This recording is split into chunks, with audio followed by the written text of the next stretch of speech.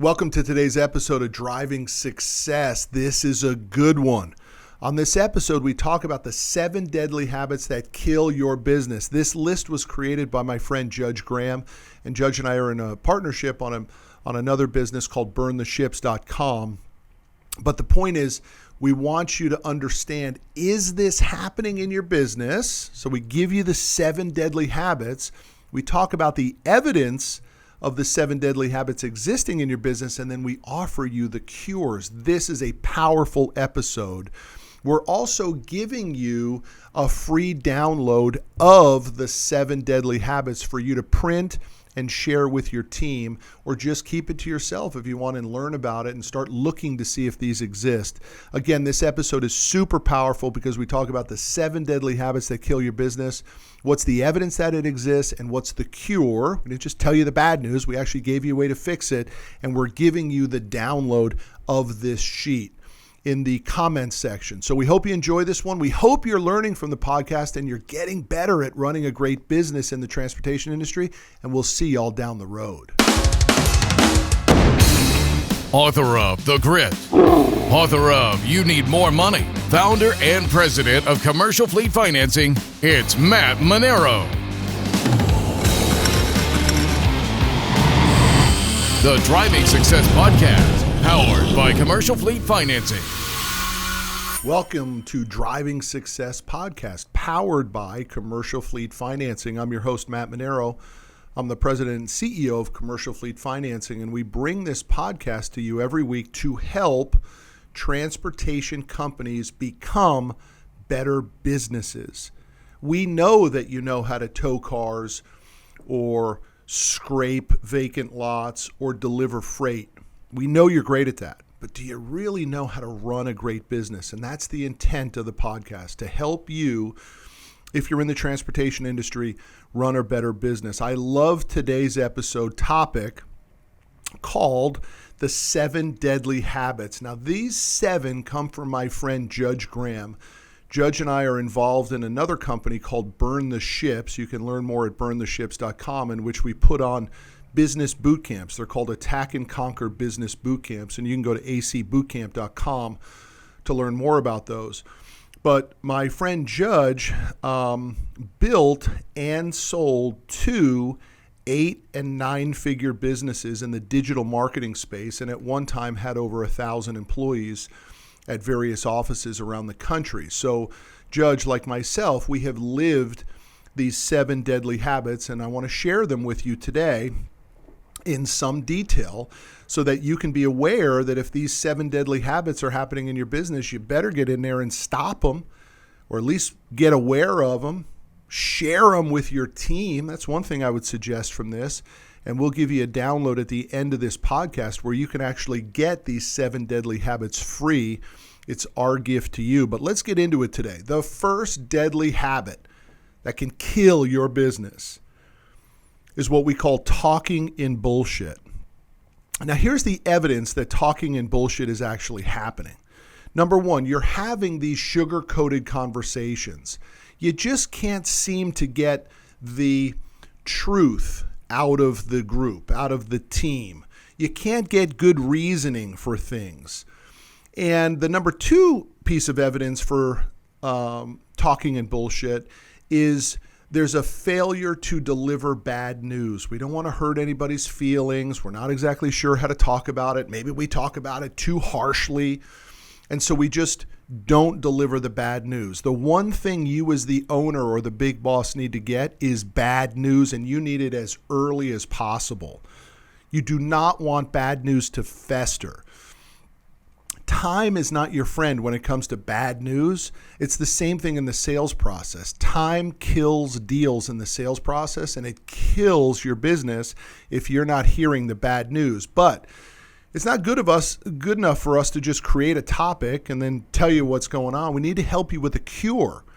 And so here is the way that you would cure talking in bullshit if it existed or there was evidence that it existed in your business. 2 reasons, 2 ways, 2 cures. Number 1, require transparency. Force an environment in which everyone feels safe to talk about the goings-on, the good and the bad. They're comfortable in delivering bad news because you don't rip their head off as the big boss. You're not the Superman or Superwoman. You're actually there to take in ideas and opinions and data, and as a group, make good decisions. The second way you cure this is you tell the truth even when it's ugly. Look, that salesperson is missing their quota, and somebody in your organization is afraid to tell it to them. You have to give the good and the bad and the ugly, and as we've talked about it before, you just can't be an a-hole about it. Let's get into number 2. The number 2 deadly habit that can kill your business is what we call living in quicksand. Now, what's the evidence that your organization might be living in quicksand? Everybody in the organization is living in a fog. They're not really sure what their role is. They haven't been defined. There's not job descriptions or expectations that are clearly defined. So everyone's just sort of like, well, what am I supposed to do? I'm not sure. Is that my job? Is that your job? Who's in charge of that? And then the third piece of the evidence that living in quicksand might exist is there are too many downstream vetoes or second guessing. So you finish the meeting and everybody feels good and it looks like decisions have been made. And then all of a sudden there's a sidebar meeting right after the meeting in which the decisions were made. And people are starting to second guess. And they're starting to wonder, should we really do that? I mean, listen, I've been guilty of this countless times as the boss. And the real reason is because I have this great idea on Sunday night, and I come into the organization on Monday and I say, here's the new way that we're going to go ahead and do this. This is the way it's going to be. And then on Tuesday, I forget what I talked about on Monday. I know you know that that's happened to you as well. It's the curse of being the boss. We are often idea people, and we're not always execution people. And that's what creates the second guessing downstream. People are like, man, is that really what he wants us to do? But wait a minute, didn't we just agree upon it? That's the problem. Now, what's the cure? Clarity, accountability for your people, and trust in your people. Trust in your management team. Trust in your employees. Hell, you guys have filters to get people into the organization, don't you? I mean, you just don't hire every Tom, Dick, and Harry to come and work for your organization, right? I mean, they have to pass some screening test to get through the door to get the employment opportunity with you, right? Great. Then trust them and empower them. Let's go into number 3, the need for certainty. That's the deadly habit, the need for certainty. And let's talk about the evidence. This happens to be one of my most favorite one of the deadly 7 sins. And the evidence that need for certainty exists in your organization is something that we call cud chewing. Now, this may not make sense for you if you live in New York City, but when you live in Texas, this example I'm going to give you should make sense. And we see this. You can literally see this happening in nature. And picture a cow grazing in a field. Oftentimes, you will see that cow with this big hunk of grass in its mouth, in its lip. That's called cud. And the cows literally don't know what to do with it, so they just keep chewing on it. They chew on the cud because they don't know how to make a decision. The decision is, should I swallow the grass or should I spit it out? Oh, can't make the decision. I'll just keep chewing on it. And you can literally see these cows just chewing, and it just grows in their mouth and in their cheek. It's called cud chewing. That's what happens in your organization. People just sit on these decisions because they're afraid to decide. The second piece of evidence that need for certainty exists is spinning. We just keep talking about it over and over and over. What if we did this? What if we did that? What if we did this? What if we tried this? And you just spin on these ideas, and it creates this wasting of time and the wasting of resources because everybody just keeps talking and talking because they're afraid about making a decision. Now, what's the cure? Have confidence in your ability to make decisions. Make sure you're hiring people that have made these decisions in the past, and therefore they have confidence in their abilities to make these decisions.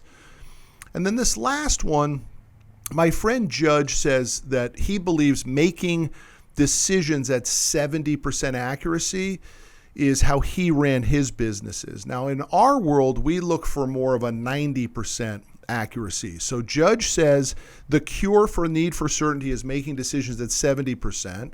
And I want to give Judge credit for creating these, but I'm going to add that I think it should be 90%. I think if you make 90% of your decisions right, you can live with the 10% that you make wrong. It also allows you to help people and encourage them to actually fail and make mistakes. That's how you get the greatness. If you're looking for perfection in everything you do, you're not going to find it. But you need to quantify the failure. And Judge says 30% failure is acceptable, and I'm going to challenge that and say 10% failure is acceptable. 90% of the decisions need to be done correctly and properly, and that allows you to live with the 10% that you do incorrectly or you screw up. Number 4, participation in the Game of Thrones. What's the evidence that this exists in your organization? There creates a us versus them mentality, right? It's when operations is fighting with sales, or sales is fighting with marketing, or accounting is fighting with sales over every expense report. It just creates this dissension in the organization, this movement to the corners, and nobody, because perhaps the group is talking and bullshit, nobody's able to come to the middle and work through this stuff. Game of Thrones, this us versus them mentality, is very, very dangerous. How do you cure it? You create a no I in team. You have to get the people in your organization understanding that they are not the hub of the organization. They are a spoke in the organization. And by the way, that includes you as the owner. You are not the hub anymore. Great companies don't have the owner making every single decision. The owner becomes a spoke in the wheel. And you know what becomes the hub? The stuff that we've been talking about on previous episodes, culture and core values. They become the hub, the foundation of the wheel, and everybody else just becomes the spoke that's running off the hub.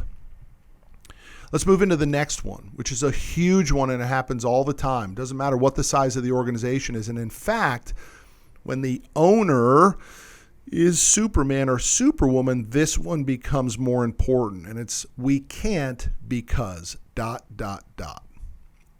We can't do it. Nope. Not a good idea. Nope. Used to do it that way. Doesn't work. Nope. That's the way it's just because we do. That's just the way we do it around here. Sorry about that. Well, wait a minute. There's new data. There's a whole new generation of business owners come. Nope. That's not the way we do it here. Hey, I think we should try to have a client appreciation picnic. Nope. We tried that one time and only 4 clients came out. Yeah, but we're a different company now. Maybe more people will come out. Hell, we didn't promote that last one well. What if we did it? Nope, it's not, just a big waste of money. You know, I think we should go to this trade show. We might really have an opportunity. Nope, we don't like trade shows. Trade shows don't work. It's leading with negativity and leading with a no. And the team begins to focus on the roadblocks, right? We're going to have to get IT involved in that. We better not do that. No, our system isn't coded to handle that, so we better not do that. Well, what if we said, no, we're going to find a way to do that? What if we moved to the cure of this one, the cure of we can't because, and we started to answer with yes, and then we found a way? Here's one of the most important things you can put into your business, which happens to cure this problem of we can't because. Be optimistic that the idea could work. We recently did a blog post on my LinkedIn account in which we talked about a conversation that I had with a billionaire. And one of the biggest things that came from the conversation was his optimism, his ability to always think that it was going to work out. And that is a requirement in the organization. Heck, it's hard enough to get business. And your salespeople are being told no all the time, and orders are changing all the time. You're dispatching a driver to go pick up a vehicle or a pallet, and when they get there, it's not there. There was a change. The gates aren't open. The hours of operation aren't what you thought they were going to be. And so it's hard to do the job. They don't need to come back to the office and get their ass chewed. You need to be optimistic and produce that in the organization, that optimism, and it will all work out. How do you know that you should be optimistic? Because you're confident in the product that you offer and the service and your pricing and your niche against the competition. You're optimistic that the universe will reward your good doings. That's a huge one. Let's move to number 6, the tolerance for mediocrity. How do you know that this is evident in your organization? You got low standards, man. Good enough becomes good enough. Yeah, the customer didn't fire us. I mean, hell, their check cleared. Heck, the office key worked, so they must be able to make payroll. You begin over time, if you don't do a lot of the things that we talk about on this podcast, you begin to accept a tolerance for mediocrity. And it's really extremely deadly in the organization. You want to hold your people to greatness. I think one of the most unbelievable examples of this that I'm seeing in modern times is this coach of the Minnesota Gophers college football team. And if you're watching what's happening, that team is still undefeated. Now, this guy, PJ was the head coach at Western Michigan, a school that nobody had ever heard of before. And he went on to turn the program around. Why? Because he has high expectations for his people and his players. And he talks about all of us have to row the boat together. And you can visualize that as a metaphor. I mean, truly, if you're rowing a boat and you've got 10 people in the boat and 4 of them are barely rowing and 6 are rowing their ass off, you can see that it disrupts the movement of the boat. You need everyone on the boat rowing the boat at the same pace, at the same cadence.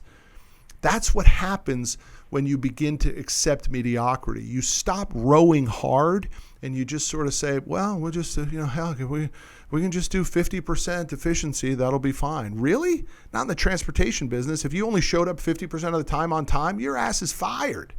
The acceptance and tolerance of mediocrity is a sin that can kill your business. Now, let's talk about the cure. You define new standards. Guys, this is the way we do it here. I know, Matt, but what do I do if these people have been with me a long time? Work with them. Talk to them. And say, we're moving in a new direction. Some of the production, the performance, the way you've done your job, it has to move up the food chain, my friend. Otherwise, we may have to part ways. We're no longer acceptant of mediocrity.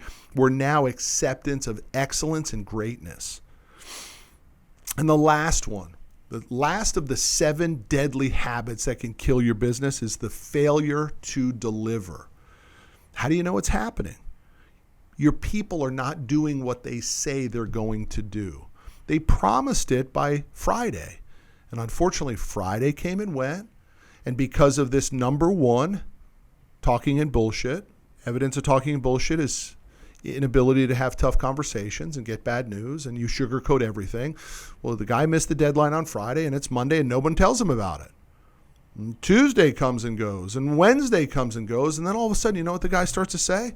Well, I guess it's okay. That triggers the tolerance for mediocrity. You see how all of these build on each other? Another piece of evidence is that people just start to let each other down. I mean, again, what happens in the Minnesota Gophers football example if the center chooses to not block the nose guard? The play gets blown up. Maybe the quarterback gets hurt. Maybe the running back gets hurt. Everybody's got to row the boat. And they have to understand that when they drop the ball, when they fail to deliver, it lets the team down. The cure is ownership and empowerment. Hold people accountable to their promises. They said they were going to do it. Make sure it gets done. And the last piece of the cure to this 7 deadly habit is accountability. You got to push some data. You got to write it down. And you got to say, hey, you committed to the team that by Friday this was going to be done. It didn't get done. What happened? When will you get it done? Because when you don't get it done, it lets the rest of us down. Okay? Just think about this in a transportation example. I mean, what if the mechanic in the shop just didn't get the brake job done? And yet sales and dispatch and operations was promising that the freight was going to be delivered on Monday to the client, but because the shop manager or the mechanic didn't get the brake job done on Friday for whatever the reason, maybe he didn't know he had to, maybe it was bad expectations, maybe the parts weren't there, maybe he just didn't feel like doing it, the whole domino effect happens and it ruins Monday. Can you guys see how these 7 deadly habits all build on each other and how vital they are? So we're going to go ahead and give you the download, the link to this download of this document. Print it out, share it with your team, review it yourself first, make sure you understand it, write down some examples of what's going on, and then deliver it to the team, deliver it to the entire company and say, hey guys, we're going to do a better job, and we've maybe gotten a little relaxed and we've rested on our laurels in this good economy, but we're going to crank it up a little bit. We're going to get our company moving in the right direction again, and we're going to go to the next level, and we're not going to allow these 7 deadly habits to exist anymore.